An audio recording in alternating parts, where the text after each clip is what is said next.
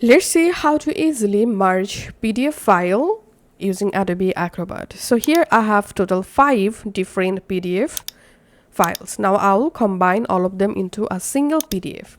To do that, first of all, go to your Adobe Acrobat and select Tools, and here under Create and Edit, select Combine Files. Click on Add Files.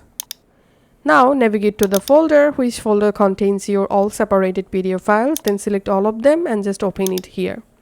And we can see all of my 5 pages are added. Now if you want to rearrange your pages, you can just drag and drop to rearrange your pages just like this.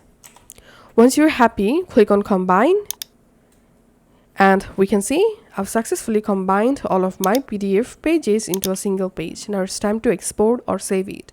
So go to File and just click on Save Portfolio, or you can press Ctrl S and then select a location and just click on Save.